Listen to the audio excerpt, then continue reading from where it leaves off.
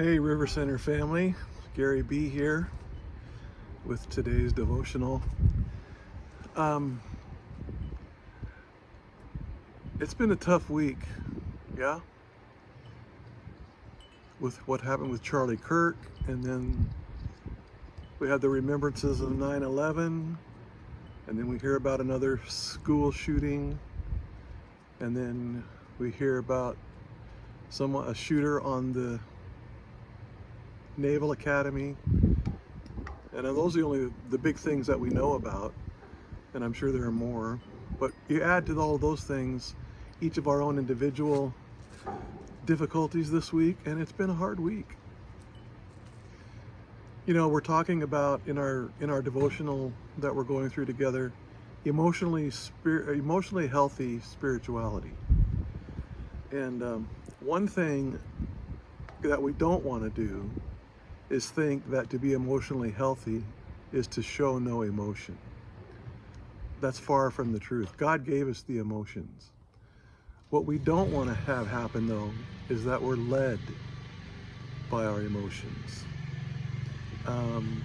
You know, I've said for a long time that the emotions in our life, they're there for a reason. God gave them to us.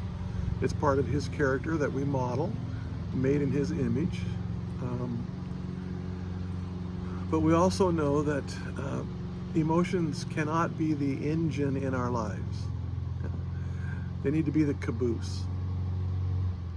And I have some thoughts about being emotionally healthy that go way back to Genesis.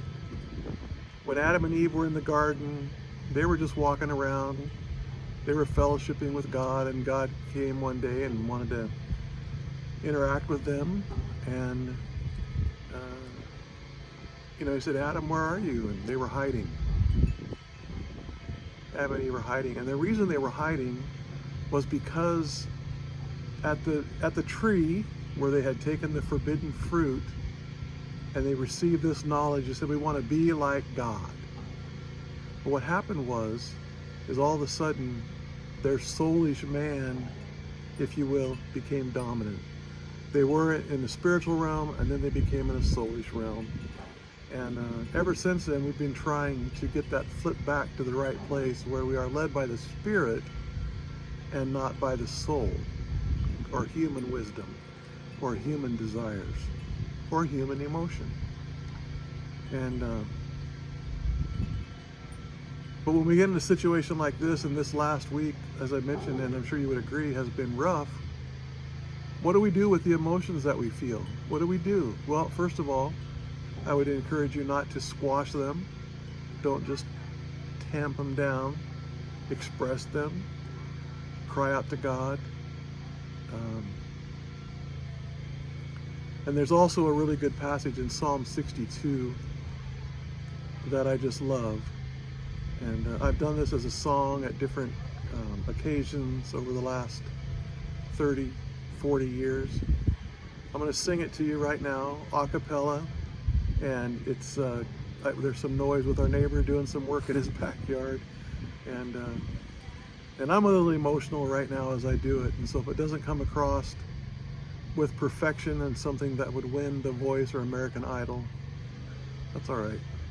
Just receive it, okay? It's out of Psalm 62, verses 5 through 8. My soul wait upon the Lord only, for my hope comes from Him.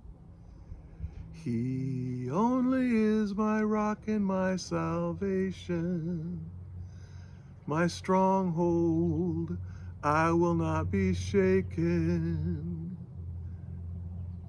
On God my salvation and my glory rest. My refuge is in God, the rock of my strength.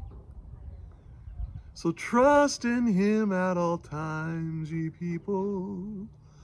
Pour out your heart before Him.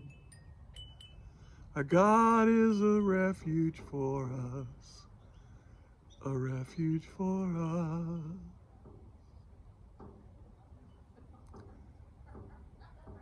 I think the key words for us right now are pour out your heart before Him. Amen. God bless.